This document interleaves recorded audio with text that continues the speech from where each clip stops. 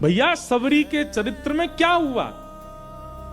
सबरी ठाकुर जी के लिए बेर लेके बैठी है, तो उसके मन में आया कि मैं ठाकुर जी को खट्टे बेर नहीं खिला सकती, तो पहले चख के देखती है, मीठा होता है तो ठाकुर जी को देती है, खट्टा होता है तो फेंक देती है। अब ठाकुर जी झूठा नहीं पाते, लेकिन सबरी का भाव इतना प्रिय है, सबरी के प्रेम इतने प्रिय हैं कि ठाकुर जी उसको पाने लगे। एक चरित्र ऐसा आता है कि ठाकुर जी पाते थे, सबरी इतने में दूसरा बेर चख करके देती थी, ठाकुर जी के हाथ में ऑलरेडी एक होता था, तो ठाकुर जी उसको लेके पीछे खड़े लक्ष्मण जी को देते, लो लक्ष्मण जी पाओ। लक्ष्मण जी बेर लेके कहते झूठा है, मैं कैसे खाऊं? तो राम जी तो बैठे हैं बेचारे, और उनसे तो दूर फेंक देते, तो यार ऐसे मुंह चलाते, हाँ खा रहे हैं। लेकिन राम जी जानते थे, बोले लक्ष्मण खा नहीं रहा, फेंकता जा रहा है दूर।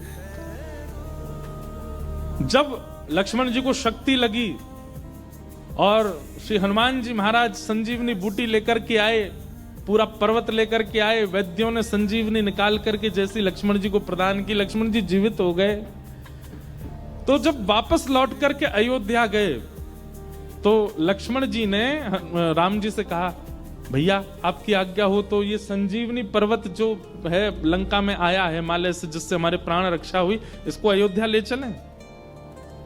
वे क्यों? बोले इसमें बढ़िया बढ़िया संजीवनी बूटी है, कभी किसी को पीड़ा होगी दे दिया करेंगे। तब राम जी बोले, इन संजीवनी बूटियों से केवल तुम्हारी प्राण रक्षा हो सकती थी और किसी की नहीं होगी। लक्ष्मण जी बोले क्यों? ये तो संजीवनी बूटी है। बोले संजीवनी बूटी कैसे निर्मित हुई? बोले कैसे हुई?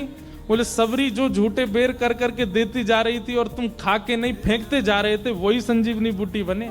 उस सबरी के झूठे उच्छिष्ट बेर ही संजीवनी बूटी बने, और उनसे ही तुम्हारी प्राण रक्षा हुई है। इससे तुम्हारी ही प्राण रक्षा होती और किसी की नहीं होती। भाई राम रावण युद्ध में तो लंका में इतने सारे राक्षस भी मारे गए, स्वयं रावण भी मारा गया, संजीवनी पर्वत तो वहीं था, लाके बूटी कोई दे देता उनको, बच जाते वे लोग भी। पर नहीं, केवल लक्ष्मण की प्राण रक्षा हुई, क्योंकि वो सबरी के उच्छिष्ट बेर, उसके मुख में अमृत है, प्रेम का अमृत, भाव का अमृत, भक्ति का अमृत, उससे बचे हो तुम। तब लक्ष्मण जी बोले, मैं भाव समझ नहीं पाया सबरी का।